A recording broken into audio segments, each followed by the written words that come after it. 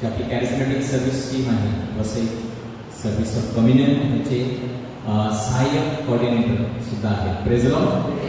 तर father Joel, father Robin Dias आणि त्यांच्या समवेत फादर बॅप्टिस्ट डाबळे हे देखील संपूर्ण वसईभरची कॅरिस्मॅटिक चळवळ आहे त्याचं ते नेतृत्व मार्गदर्शन करत आहे.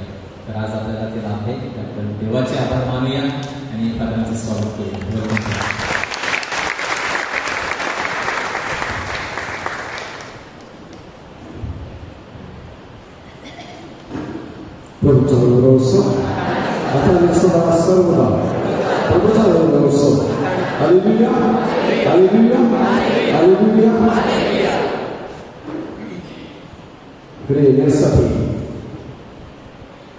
आपल्या ग्रीस मिनिस्ट्रीचे रेमन डिसेंबरपासून मागे लागलेले होते. डिसेंबरपर्यंत त्यांनी फोन केलेला की जानेवारी तुम्ही येऊ शकाल आणि जानेवारीला ऑलरेडी मी सेंट पीटर चर्च कोलबारामध्ये त्यांचीसुद्धा महिन्याच्या पहिले शुक्रवारी प्रार्थना असते अख्खा दिवस आणि त्या ठिकाणी ऑलरेडी त्यांनी मला बुक केलेलं होतं. सकाळी 12:15 ते 1:45 आणि त्यानंतर दुपारी 2:45 ते 3 वाजेपर्यंत आणि त्यानंतर म्हणजे पुन्हा फोन केला मागच्या महिन्यामध्ये आज येण्यासाठी आणि आज मी तुमच्यासोबत आहे. Hallelujah hallelujah praise the Lord. किती जण प्रार्थना करतात? अरे असं कुठे करत होता आपलं. आपण सगळेजण प्रार्थना करतो, सगळेजण. आपली प्रार्थना वेगळीच पण आपण सगळेजण प्रार्थना करतो. मिसाल तो काय करतो? आपण प्रार्थना करतो. काही वेळेला जीवनावर आपण प्रार्थना करतो. काही चांगलं चालाय म्हणून आपण प्रार्थना करतो. काही जर इच्छितपणे झालं नाही तरी परमेश्वराचा गुणगौरव करतो, ती सुद्धा प्रार्थनाच असते. म्हणजे आपलं जीवन हे प्रार्थनेनं व्यापलेलं असतं. Hallelujah hallelujah hallelujah. आणि त्यामुळे आपल्या मुखावरती परमेश्वराचं नाव जेव्हा असतं ती प्रार्थना असते. मुखावरती ओठावरती जेव्हा परमेश्वराचं नाव असतं तेव्हा ती प्रार्थना असते. काही दिवसापूर्वी मर्सेसला मंगळवारची प्रार्थना असते. म्हणजे मागचा मंगळवारी म्हणजे 28 तारखेला प्रार्थना झाल्यानंतर आमचं इलेक्शन होतं प्रार्थनेच्या 4 टीमचं, जसं प्रत्येक पॅरिशमध्ये झालेलं आहे किंवा होणार आहे. आणि त्या प्रार्थना संपल्यानंतर बरेच वर्ष संपल्यानंतर ब्लेस नावाच्या एका व्यक्तीने त्यांच्या जीवनाची साक्ष दिली. आणि ती साक्ष अशी, कदाचित ती व्यक्तीकडे असेल की मला माहीत नाही, तरी असेल तर त्याच्या परवानगीने मी साक्ष देतो, कारण त्याला परमेश्वराचा कसा अनुभव आलेला आहे ते त्याने त्या साक्षीद्वारे दिलेली आहे. तो ती व्यक्ती शिकवती नावाला असते आणि ते कॉन्ट्रॅक्ट संपल्यानंतर त्याला घरी घ्यावा. शिकवती असताना त्याच्या पोटामध्ये दुखायला आणि दुखायला लागल्यामुळे त्याला घरी पाठवण्यात आलं, म्हणजे टेस्ट करण्यासाठी आणि औषध उपचार करण्यासाठी. आणि डॉक्टरांनी वेगवेगळ्या टेस्ट केल्या, त्याने टेस्ट केल्या आणि माझ्या प्रिया गेलो, परंतु त्याच्या पोटातला जो वेदना होत्या, जो त्रास होतो काय कमी होत नव्हता.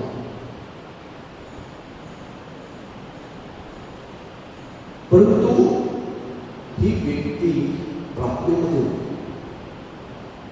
सतत प्रार्थना करायची, ऑनलाईन प्रार्थना करायची, ऑनलाईन प्रार्थनाच्या असतात त्या. आणि प्रार्थनेमध्ये वेळ घालवणारी व्यक्ती आणि बरेचसा औषधोपचार झाल्यानंतर या माणसाला फरक पडला आणि त्यानंतर दुसरं काहीतरी आजार उत्पन्नाचा त्या व्यक्तीच्या जीवनामध्ये. परंतु परमेश्वरावरती त्याची श्रद्धा होती, ती श्रद्धा तर कमी झाली नाही. He used to pray night and day that he may get better. त्याची प्रार्थनाच ती सकाळची. आणि माझ्या प्रिय भगिनीनो, त्याला फरक पडला आणि ती व्यक्ती सांगते, माझ्या प्रार्थनेमुळे मी ज्यांना विनंती केलेली होती माझ्यासाठी प्रार्थना करा, त्या प्रार्थनेमुळे आज मी बरी झालेली आहे. Hallelujah, hallelujah.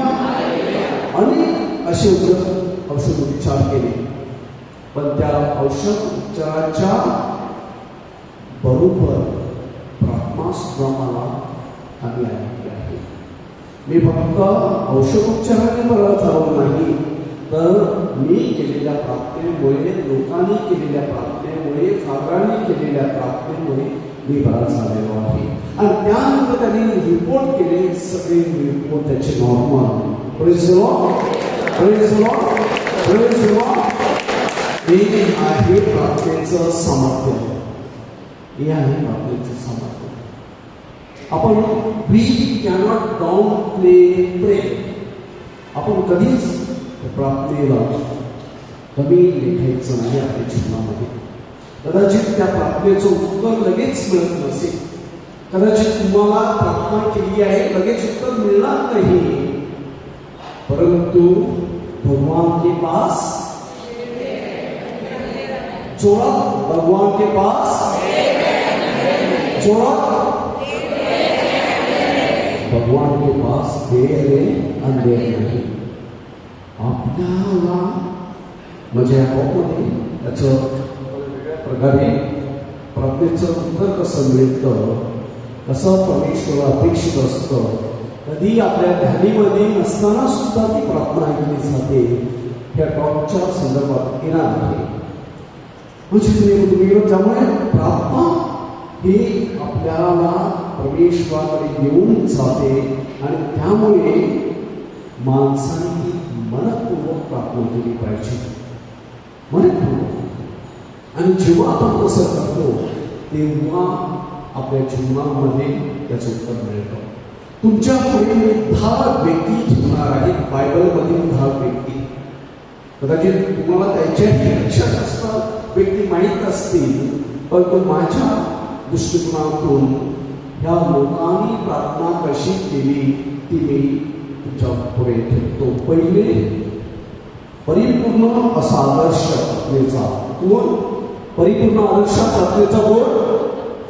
कोण कोण कोण? जोरात कोण?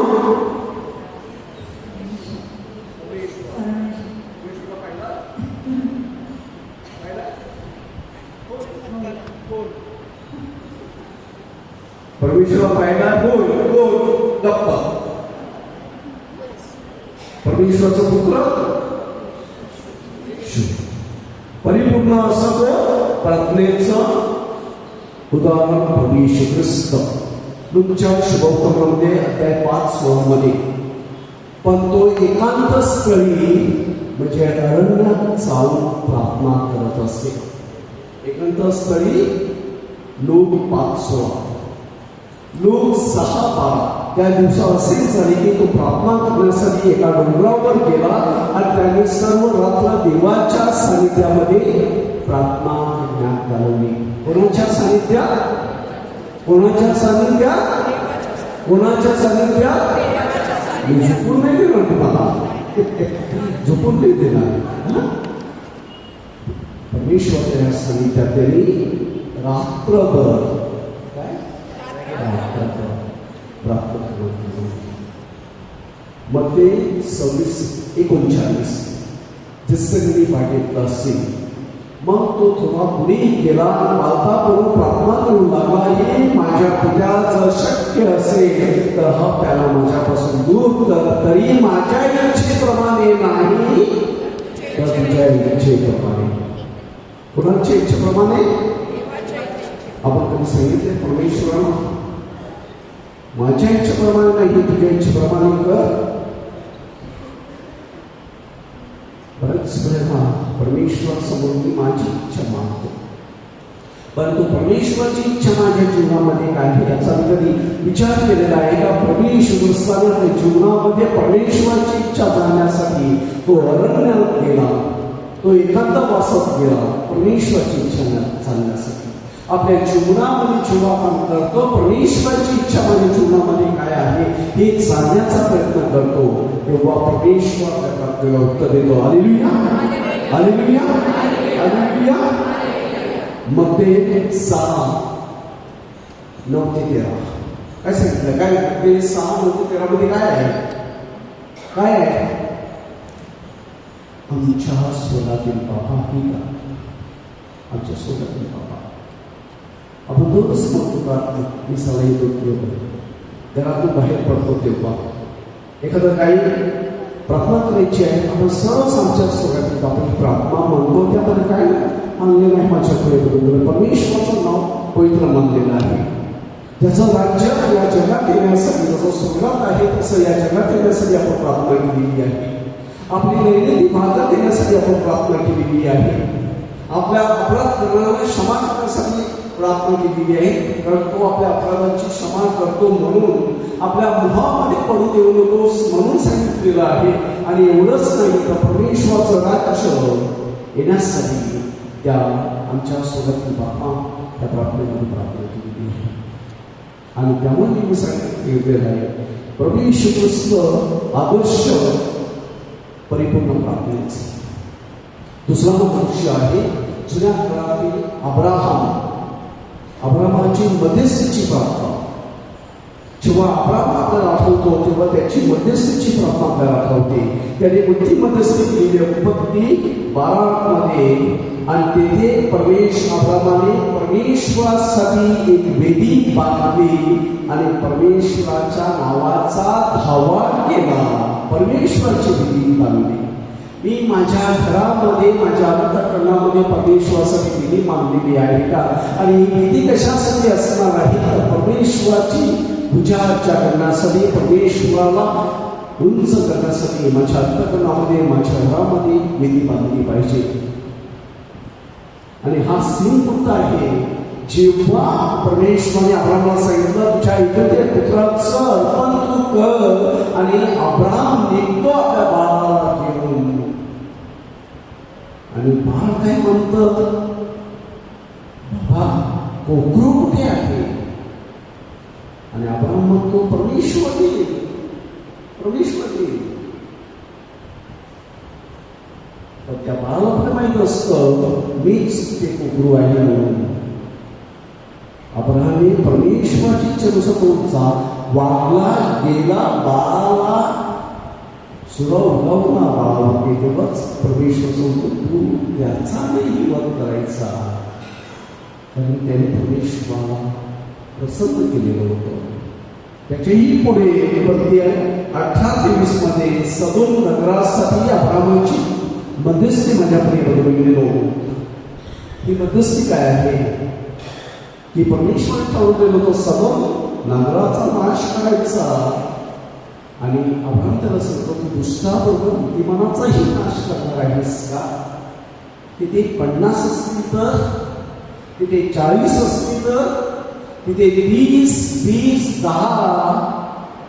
आणि परमेश्वर सांगतो 5 असतील तर मी नाश करणार नाही. परमेश्वर ही अब्राहमाने परमेश्वराची केलेली मध्यस्थी आहे.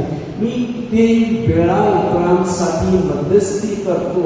अब्राहमाची मध्यस्थी सुखासाठी नव्हती माझ्या प्रिय कुटुंबियांनो, अब्राहमाची मध्यस्थी इतरांसाठी होती. मी किती वेळा इतरांसाठी मध्यस्थी केलेली आहे. प्रार्थना ना, ही प्रार्थना फक्त माझ्यासाठी नसावी, ही प्रार्थना इतरांसाठी सुद्धा असावी. तिसरं दानियल प्रार्थना प्रार्थनेमध्ये विश्वासू आणि शिस्तप्रिय. दानिएल 6:10 मध्ये जेव्हा दानिएलला समजले की त्या आज्ञापत्रावर उपमावर स्वारी झाली आहे, स्वाक्षरी सही झालेली आहे, तेव्हा तो आपल्या घरी गेला आणि दिवसातून 3 वेळा गुडघे टेकून तो प्रार्थना करीत असे आणि आपल्या देवाच्या प्रमाणात असे. राजाने हुकूम सोडलेला होता. काय हुकूम सोडलेला होता? की राजाला आणि त्यांच्या देवतालाच फक्त पूजायचं, प्रार्थना करायची. आणि अशी स्वाक्षरी सही राजाने केलेली होती, म्हणजे राज आज्ञा. परंतु दानिएलने तसं केलं नाही. दानिएलने आपल्या एकुलत्या एक परमेश्वराला दिवसातून 3 वेळा प्रार्थना आणि आभार मानत असे.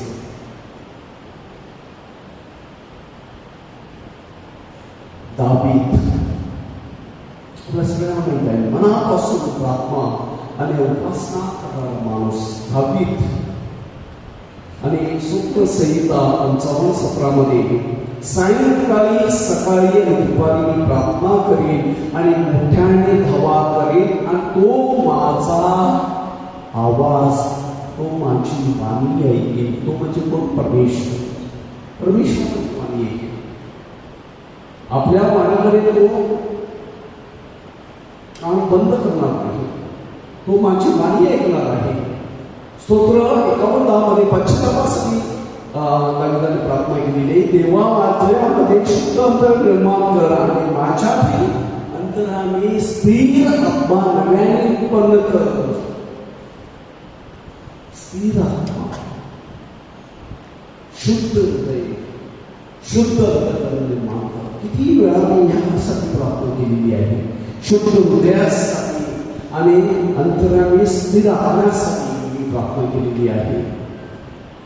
स्तोत्र 23 मध्ये विश्वासासाठी दावीदने प्रार्थना केली आहे. परमेश्वर माझा मेंढपाळ आहे, मला कशाचीच मी पडणार नाही. जी व्यक्ती परमेश्वरावरती विश्वास ठेवते आणि परमेश्वराला आपला मेंढपाळ मानते, त्या व्यक्तीला काहीच मी पडणार नाही. असा विश्वास मी माझ्या जीवनामध्ये बाळगलेला आहे का? अण्णा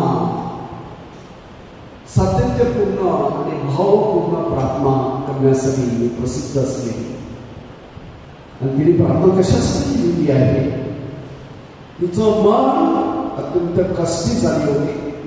तिने परमेश्वराची प्रार्थना केली आणि ती रडून रडून व्याकुळ झाली आणि तिने एक नवस केला आणि म्हटले, सेनाधीश परमेश्वरा, जर तू या दासीला पुत्र दिलास, त्या पुत्रासाठी परमेश्वराकडे प्रार्थना केली होती. Hallelujah, hallelujah, hallelujah.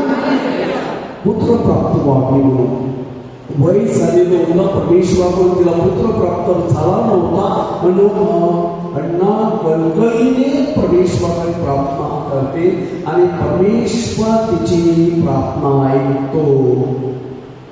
1 शमूएल 1:19-20 मध्ये आणि परमेश्वराने तिची आठवण केली आणि तिला पुत्र झाला. तिने त्याचे नाव शमूएल ठेवले. परमेश्वर कधीच अंतर देत नाही. परमेश्वर कधीच आपल्याला दूर ठेवत नाही. तर तो परमेश्वर आपली सातत्यपूर्ण केलेली प्रार्थना परमेश्वर ऐकतोच अन्नासाठी. मोशे इतरांसाठी मध्यस्थी करणारा प्रार्थना आणि तेव्हा मोसेने आपला देव परमेश्वर याच्याकडे विनंती केली आणि म्हटले, हे प्रभू, तुझ्या तुझा कोप का भडकला आहे? परमेश्वरासाठी लोकांसाठी प्रार्थना करणारा आणि परमेश्वर मोसेशी समोर बोलत असे आणि जसा मनुष्य आपल्या मित्राशी बोलतो तसा परमेश्वराशी तो समोरासमोर बोलत असे. हा माझ्याकडे बिलकुल नाही, कारण मोशे हा परमेश्वराच्या जवळ होता. परमेश्वरावरती श्रद्धा होती. परमेश्वराच्या इच्छेप्रमाणे वागणारा हा मनुष्य होता. एलिया संदेशला सामर्थ्यशाली आहे. परिणामकारक प्रार्थना करणारा इस्रायलचा देव परमेश्वर जिवंत आहे आणि या वर्षात माझ्या शब्दावर वाचून दव किंवा पाऊस पडणार नाही. एलिया संदेशा सांगणार आहे. परमेश्वराची श्रद्धा ठेवणारा आणि त्याला माहित आहे आपला परमेश्वर जिवंत आहे. आपला परमेश्वर जिवंत याची प्रार्थना ऐकतो आणि तो तेव्हाच तो जातो माझ्या वचनापासून दव किंवा पाऊस पडणार नाही एवढी शांतीपूर्वकपणे सांगतो. हे परमेश्वर माझी बहीण वाणी ऐक, माझी विनंती आहे. किंवा परमेश्वराचा मी उतरला खाली उतरला आणि त्याने उमावर भस्म केली. आपण कधी परमेश्वरावर विश्वास ठेवला की मी जे मागेन ते परमेश्वर मला देईल. एलिया संदेशाने प्रार्थना केली आणि परमेश्वराने त्याचं उमारपण भस्म केलं. तुम्हाला माहित आहे ना की डोंगरावरती इतर खोटे संदेश सुद्धा होते आणि एलिया संदेशाने त्याला सांगितलं तुम्ही तुमच्या परमेश्वराकडे प्रार्थना करा. तुमचं ऐकत असेल की बघा की दुपारपर्यंत प्रार्थना केली पण परमेश्वर खाली उतरला नाही. त्यांचा परमेश्वर खाली उतरला नाही, त्यांचं दैवत खाली उतरलं नाही. पण एलिया संदेशाने आपल्या जिवंत परमेश्वराकडे प्रार्थना केली आणि जे कुमारपण होतं ते भस्म झालं. का भस्म झालं? तर आपला परमेश्वर जिवंत परमेश्वर आहे. Hallelujah, hallelujah, hallelujah, hallelujah. प्रेषित पौल फर्स्ट थेसलोनिकन्स अध्याय 5:17 संत पौल म्हणतो न थांबता प्रार्थना करा, सदैव प्रार्थना करा. मी तुमच्यासाठी आभार मानणे थांबवत नाही. माझ्या प्रार्थनेमध्ये मी तुमचा उल्लेख करत असतो. कशाविषयी काळजी करू नका, तर प्रत्येक गोष्टी प्रार्थना व विनंत्यांद्वारे आभार मानत तुमच्या मागण्या देवाला कळवा. आभार मानत प्रत्येक गोष्टीत प्रार्थना आणि विनंत्यांद्वारे तुमच्या मागण्या देवाला कळवा. Hallelujah, hallelujah, hallelujah. सतत परमेश्वराच्या पदात फुकत राहायचं, सतत शोधत राहायचं. तो परमेश्वर उगलेश्वर त्याचा दरवाजा सतत ठोकत राहायचा, ठोकत राहायचं, ठोकतच राहायचं. मतेच्या गौतमनामाने ती विधवा स्त्री राजाकडे जाते, मला न्याय द्या, मला न्याय द्या, मला न्याय द्या. आणि तो राजा काय म्हणतो की मी हिचा न्याय केला नाही तर मी मला येऊन मला सतत त्रास देईल, म्हणून मी हिचा न्याय करेन. जर राजा त्या बाईचं ऐकत असेल तर आपला परमेश्वर आपला ऐकणार नाही का? ऐकणार नाही, ऐकणार. पण सातत्य असलं पाहिजे, सातत्य असलं पाहिजे. आपल्या प्रार्थनेमध्ये आपलं सातत्य नसतं. आपण आपली टाइम लाईन फिक्स केलेली असते, पण परमेश्वराची टाइम लाईन ही वेगळी असते. आपला दिवस आपण ठरवलेला असतो, पण परमेश्वराचा दिवस हा परमेश्वराच्या इच्छेनुसार असतो, याची आपल्याला काळजी नसते. आणि त्यामुळेच आपण बऱ्याच वेळेला काय होतो, निराश होतो. आणि त्यामुळे सगळं पावसाळ्यात सतत प्रार्थना करा, सतत त्याच्या आपल्या विनंत्या त्याच्यासमोर मागा. आणि जेव्हा आपण करतो तेव्हा परमेश्वर द्वेष राहत नाही. आणि त्यामुळे आता आपण बघणार आहोत की आपल्या प्रार्थनेला परमेश्वर कसं उत्तर देतो. बऱ्याच वेळा तो थेट उत्तर देत नाही, तर तो वेगवेगळ्या पद्धतीने आपल्या प्रार्थनेला उत्तर देतो. पहिला म्हणजे होय, म्हणजे थेट उत्तर, सरळ सरळ उत्तर देतो आपल्या प्रार्थनेला. काही वेळा देवा अगदी तसेच देतो जे आपण मागितलेलं आहे तसं. उदाहरणार्थ आपण बघितले, अन्ना मुलासाठी प्रार्थना करते आणि परमेश्वर तिला पुत्र देतो, 1 शमूएल चॅप्टर 8 मध्ये. आणि ह्यामुळे काय आपण समजतो, देव ऐकतो आणि प्रतिसाद देतो. आपल्या जीवनामध्ये बऱ्याच गोष्टी अशा घडलेल्या आहेत की नोकरीसाठी प्रार्थना केलेली आहे आणि परमेश्वराने ती विनंती मान्य केलेली आहे. आपण आपल्या मुलामुलींसाठी सोयरीसाठी प्रार्थना केलेली आहे, परमेश्वराने ती विनंती ऐकलेली आहे. आपण आजारी होतो आणि परमेश्वराने आपल्याला आजारातून मुक्त केलेला आहे, तर परमेश्वराकडे आपण आजारासाठी बरं होण्यासाठी प्रार्थना केलेली होती. सरळ परमेश्वर उत्तर देतो. आपण कधी ते लक्षात ठेवला येतात. बऱ्याच वेळेला परमेश्वर नाही, कारण ती परमेश्वराची इच्छा नसते. बऱ्याच वेळा परमेश्वर नाही असं,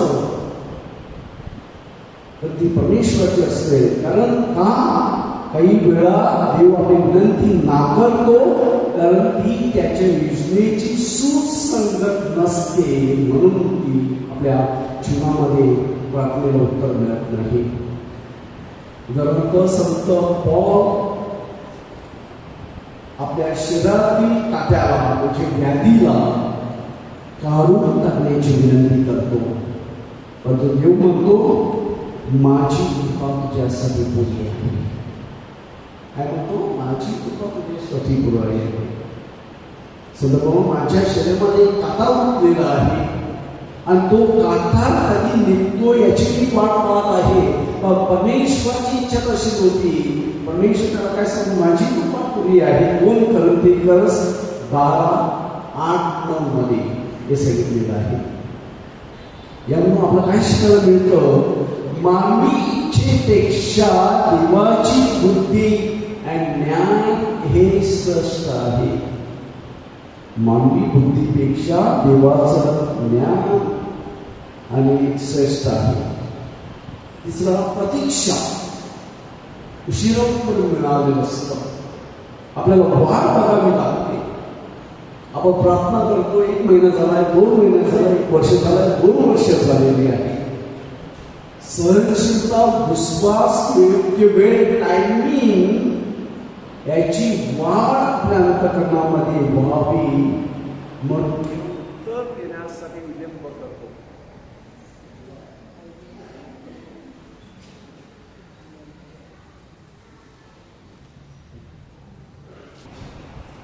परमेश्वर बऱ्याच वेळेला आपली सहनशीलता करतो. आपण विश्वासामध्ये किती दृढ आहोत याची परीक्षा पाहतो आणि त्यामुळे बऱ्याच वेळेला आपल्या उत्तराला विलंब लागत असतो. उदाहरण घ्यायचं झालं, अब्राम आणि सारा उतरावयात आलेली होती, परंतु त्याला पुत्र प्राप्त झाले नव्हते. अनेक वर्ष त्याची वाट पाहिली आणि त्यानंतर परमेश्वराने त्याला पुत्र दिलेला आहे. विचार करा, ज्या मनुष्याने परमेश्वरावरती आपला भाव ठेवलेला होता, ज्याचा भाव विश्व परमेश्वर होता, ज्याने परमेश्वरासाठी सर्व काही सोडलेलं होतं, असा परमेश्वर अब्रामाला पुत्र देतो. तरी तो 11 वयात असताना, त्याची बायको 6 वयात असताना आपल्याला काय सांगतो की वेळेपेक्षा विश्वासावर अधिक भर दिले. आपली जी वेळ आहे त्यापेक्षा परमेश्वराच्या विश्वासावर आपण अधिक भर देतो, तेव्हाच खऱ्या अर्थाने आपल्याला परमेश्वरावर विश्वास ठेवण्यासाठी अधिक पाठवलं जात असतं. 4था मुद्दा आहे वेगळं. अनपेक्षित मार्गाने मिळणारे उत्तर. मला असं उत्तर हवं आहे, पण हे उत्तर मला मिळालं नाही, मला हे उत्तर मिळतं, वेगळं उत्तर मिळतं, अनपेक्षित प्रमाणे उत्तर मिळतं. मला वाटतं माझ्या म्हणण्याप्रमाणे हेच झालं पाहिजे. परमेश्वर सांगतो नाही, तुझ्या म्हणण्याप्रमाणे नाही, माझ्या म्हणण्याप्रमाणे झालं पाहिजे, हे उत्तर झालं पाहिजे. काय वेळेला उत्तर मिळतं, आणि आपल्याला अपेक्षित असलेल्या स्वरूपात नाही, तर आपल्याला अनपेक्षित असलेल्या स्वरूपात उत्तर मिळत असतं. येशू ख्रिस्ताने जसमीन पाटीलमध्ये काय प्रार्थना केली? हा दुःखाचा प्याला, हे संकट टाळावा म्हणून प्रार्थना केली. पण देवाचं उत्तर काय होतं? देवाने त्याला काय केलं? वधस्तंभ दिला. वधस्तंभ दिला. वधस्तंभावर त्याला जबाबदार ठेवावं लागलं. हे त्याच्यासाठी परमेश्वराचं उत्तर होतं. बऱ्याच वेळेला परमेश्वराने प्रार्थना केली, पण परमेश्वराने सांगितलं माझी इच्छेप्रमाणे नाही, तुझ्या इच्छेप्रमाणे हो. आणि परमेश्वराची इच्छा काय होती? त्याचा पुत्र वधस्तंभावर खेळला जावा. कोणासाठी? आपल्या सगळ्यांच्या कारणासाठी. माझ्या प्रिय ही माझ्या पित्या, जर शक्य असेल तर हा प्याला माझ्यापासून दूर होऊ दे, माझी इच्छा नाही तुझ्या इच्छेप्रमाणे हो. म्हणजे याचा म्हणजे परिणाम काय? म्हणजे परमेश्वराचं उद्दिष्ट आपल्यापेक्षा मोठं असतं. परमेश्वराचं उद्दिष्ट आपल्यापेक्षा मोठं असतं. माझ्या जीवनामध्ये माझी स्वप्न आहे, माझ्या जीवनामध्ये माझी हेतू आहे, माझ्या जीवनामध्ये माझी स्वप्न आहे. पण ह्या सगळ्यापेक्षा परमेश्वराचं उद्दिष्ट हे वेगळं असतं आणि मोठं असतं. हे माणसाने आपल्या जीवनामध्ये ठेवलं पाहिजे. पाचवा, सशक्त म्हणजे विश्वास, आज्ञाधारकपणा आणि हेतू यावर आधारित. तर आपण बायबल आपल्याला शिकवते, तुम्ही प्रार्थना कशी करता याला महत्व असतं. तुम्ही प्रार्थना कशी करता विश्वास ह्याला महत्व असतं. म्हणजे प्रार्थनेमध्ये, आपल्या प्रार्थनेमध्ये विश्वास असला पाहिजे. विश्वास कसा? मागा म्हणजे ते तुम्हाला दिलं जाईल. मग ते 7:7 मध्ये मागा म्हणजे तुम्हाला दिलं जाईल. तुमचा हेतू योग्य असला पाहिजे, योग्य हेतू. तुम्ही मागता तरी तुम्हाला मिळत नाही, कारण तुम्ही चुकीच्या हेतूने मागता. याकोबाचं पत्र अध्याय 4:3 तुम्ही मागता चुकीच्या हेतूने मी मागता.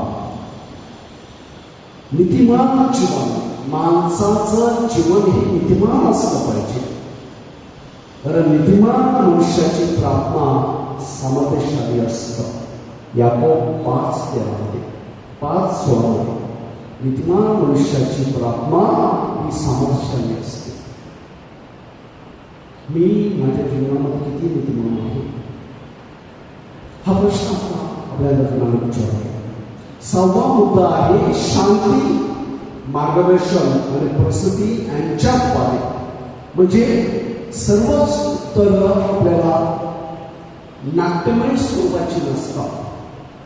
अनेक उत्तर अंतःकरणातील शांती, सूक्ष्मता किंवा संधीचे दरवाजे उघडणं किंवा बंद करणं या स्वरूपात असतात.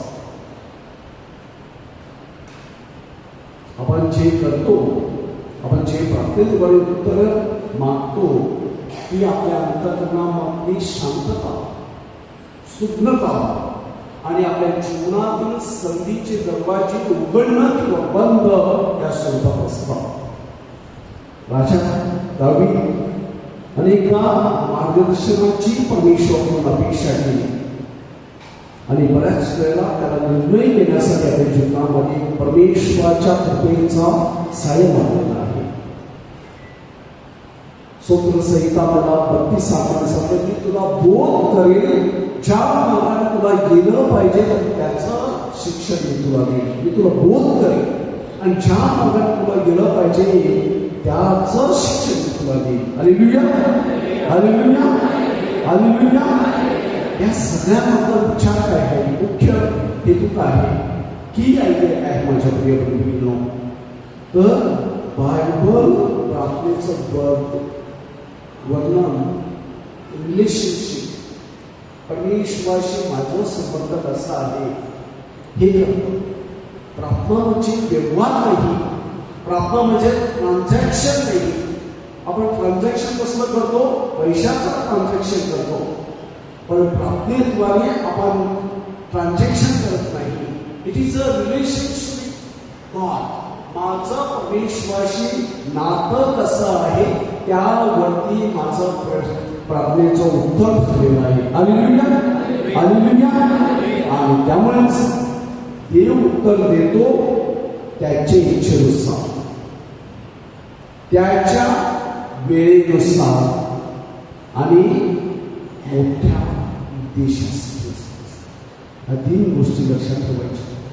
देव उत्तर देतो त्याच्या इच्छेनुसार, आपल्या इच्छेनुसार नाही, त्याच्या वेळेनुसार, माझ्या वेळेनुसार नाही, आणि मोठ्या उद्देशासाठी. ह्या 3 गोष्टी आपण जेव्हा प्रार्थना करतो तेव्हा लक्षात ठेवला तर कधी आपल्याला निराश येणार नाही. Hallelujah, hallelujah, hallelujah. Praise Lord, praise Lord, praise Lord. आणि त्यामुळे आपल्या प्रार्थनेला उत्तर काय मिळत नाही तर चुकीचा हेतू. जसं सांगितलं मागे, आपला विश्वासामध्ये अभाव असतो. विश्वासामध्ये पहिलं म्हणजे चुकीचा हेतू असतो माझ्या जीवना प्रार्थनेमध्ये. दुसरा म्हणजे विश्वासाचा आणि भरवसाचा अभाव. म्हणजे मी विश्वास तशा प्रकारे ठेवत नाही ज्या प्रकारे मी प्रार्थना करतो, किंवा कबूल न केलेलं पाप किंवा चुकीचं जीवन. मी जीवन जगतो पण मी जीवन योग्य प्रकारे जगत नाही, चुकीच्या पद्धतीने जीवन जगतो. किंवा माझ्या जीवनामध्ये एखादा असा पाप आहे की ते पाप मी अजून कबूल केलेलं नाही, पाप निवेदनामध्ये सांगितलेलं नाही, आणि त्यामुळे कदाचित माझ्या प्रार्थनेला उत्तर मिळत नाही. किंवा कधी माझ्यापेक्षा देवाकडे माझ्यासाठी चांगली योजना आहे. बऱ्याच वेळेला माझ्यापेक्षा माझी जी योजना आहे, माझा जो प्लॅन आहे, तो प्लॅन त्याच्यापेक्षा देवाकडे अधिक मोठा प्लॅन माझ्यासाठी आहे. असा विचार कधी केलेला आहे का? कधी विचार केलेला आहे? नाही कधी केलेला आहे. बऱ्याच वेळा चुकीची वेळ असते.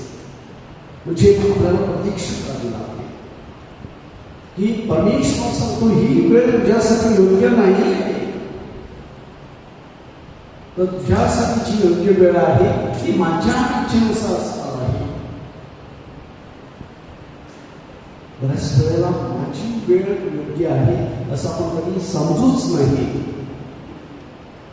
देवाच्या इच्छेनुसार नसणं, आपण जे काही मागतो ते देवाच्या इच्छेनुसार आहे की माझ्या इच्छेनुसार आहे, असा विचार केलेला आहे का?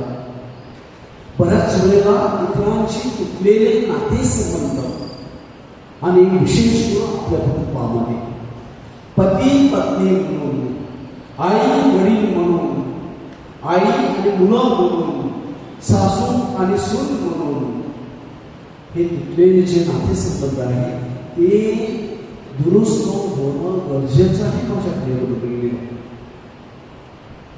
दुरुस्त होणं गरजेचं आहे. मी प्रार्थना करतो पण मी माझे नातेसंबंध दुरुस्त केलेले नाही आहेत. अजून दूरी आहे, अजून अबोला आहे. मी माझ्या शेजाऱ्याशी बोलत नाही. मी बऱ्याच वेळा इतरांची अडवणूक केलेली आहे. रस्ता बदलतो असो, दुसऱ्या वेगळ्या पद्धतीने असो, आणि अशा वेळेला परमेश्वर आपल्या प्रार्थनेला उत्तर दिला नाही. कारण इतरांशी नातेसंबंध दुरुस्त होणं गरजेचं आहे माझ्याकडे बदलली. किंवा आपल्या शांततेमध्ये आपली आध्यात्मिक वाढ होण्यासाठी बऱ्याच वेळेला आपल्या प्रार्थनेला उत्तर मिळत नाही. योगाचं उत्तर तुम्हाला ठाऊक आहे की देवाकडे त्याच्यामध्ये अनेक अशी संकट आली, दुःख आली, हालपेष्ट आल्या, पण तो शांत राहिला, मौनामध्ये राहिला. तेव्हा त्याला कुठे परमेश्वराची इच्छा समजली. माझ्याकडे गेला देवाविषयीची समज त्याची खोल झाली, तेव्हा तो शांत राहिला. तेव्हा आणि त्या मौनामध्ये त्याला परमेश्वराची हाक ऐकू आली, आणि परमेश्वराच्या योजना ज्या त्याच्या जीवनामध्ये होत्या त्या ऐकू आलेल्या आहेत. बायबल आपल्याला काय सांगतं? व्यापक दृष्टिकोन कोणता की बायबलमध्ये अनुत्वरित राहिलेल्या प्रार्थना सहजासहजी एका प्रकारच्या असतात का की परमेश्वर काही वेळेस सांगतो नाही, याचा अर्थ म्हणजे वेळ योग्य नाही. परमेश्वर सांगतो वाट पहा, अजून पण वेळ आलेली नाही. तुझ्या जीवनामध्ये वेगळं काही होण्याची शक्यता आहे. ही योजना तुझ्यासाठी चांगली नाही आहे. नाते संबंध जुळले पाहिजे. देवाची इच्छेनुसार संवाद साधला पाहिजे. म्हणजे आपल्या जीवनामध्ये एक वाक्यता असली पाहिजे. आणि परमेश्वराचा उद्देश हा दीर्घकालीन असतो. Hallelujah, hallelujah, hallelujah, hallelujah, hallelujah. Praise the Lord, praise the Lord. आणि त्यामुळे प्रार्थना करताना ह्या गोष्टी आपल्याला लक्षात ठेवणं गरजेचं आहे. आणि जेव्हा आपण ह्या गोष्टी लक्षात ठेवतो तेव्हाच माझ्याकडे तुम्ही विचार करा. तुम्हाला कळेल, तुम्हाला समजून येईल, तुमच्या लक्षात येईल, तुम्हाला अनुभव येईल, तुमची प्रार्थना किती प्रभावित होणार आहे. परंतु ह्याच गोष्टी आपण ध्यानात आणत नाही. आणि बऱ्याच वेळेला ह्याच गोष्टीसाठी आपण निराश होतो. पण सतत त्याची इच्छा पूर्ण करण्याचा प्रयत्न करा. त्याच्या इच्छेनुसार होणार आहे, त्याच्या वेळेनुसार होणार आहे. त्याचा उद्दिष्ट आपल्यापेक्षा मोठा असणार आहे. त्याची योजना आपल्यापेक्षा वेगळी असणार आहे. हे जेव्हा आपण ठरवतो, मान्य करतो, तेव्हा परमेश्वर आपल्या जीवनातील सगळे दरवाजे उघडतो आणि आपली प्रार्थना मान्य झालेली आहे याची जाणीव आपल्याला होते. Hallelujah, hallelujah. Praise the Lord, praise the Lord, praise the Lord, praise the Lord. आपण परमेश्वराचे जोरात काय वाजून आपण